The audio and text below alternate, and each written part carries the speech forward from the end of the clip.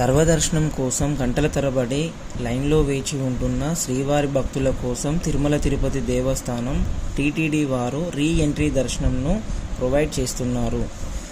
వేసవి సెలవుల కారణంగా తిరుమలలో భక్తుల రద్దీ బాగా పెరిగింది. రోజుకు సుమారుగా 80,000 పైగా మంది భక్తులు శ్రీవారిని దర్శించుకుంటున్నారు. దీంతో సర్వదర్శనానికి 24 గంటల పైన సమయం పడుతుంది.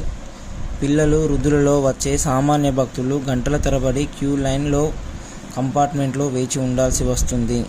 వారి కోసం తిరుమల తిరుపతి దేవస్థానం టీటీడీ వారు రీ ఎంట్రీ ఫెసిలిటీని ప్రొవైడ్ చేశారు. ఈ రీ ఎంట్రీ ద్వారా సర్వదర్శనం టోకెన్ కలిగిన భక్తులు తాత్కాలికంగా క్యూ లైన్ నుంచి బయటకు వెళ్ళి తిరిగి దర్శన సమయానికి క్యూ లైన్లోకి రావచ్చు.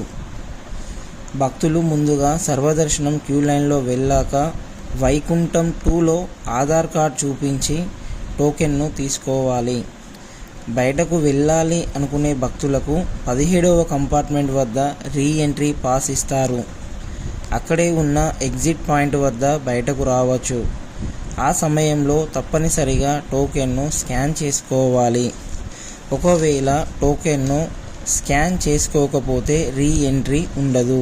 రీ ఎంట్రీ టోకెన్ తీసుకున్న శ్రీవారి భక్తులు తమ గదులకు వెళ్ళి విశ్రాంతి తీసుకోవచ్చు, లేదా చుట్టుపక్కల ఉన్న తిరుమల కొండపైన ఏమైనా చూడొచ్చు.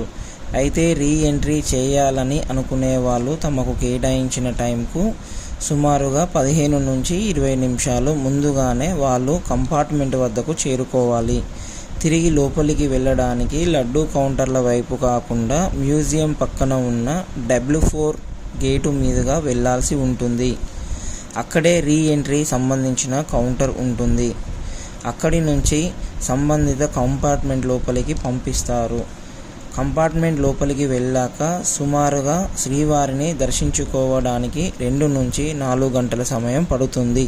ప్రస్తుతం సర్వదర్శనం ద్వారా శ్రీవారిని దర్శించుకోవాలనుకుంటున్న శ్రీవారి భక్తుల కోసం దీనికి సంబంధించిన ఇన్ఫర్మేషన్ మీకు ఎంతగానో ఉపయోగపడుతుందని నేను అనుకుంటున్నాను.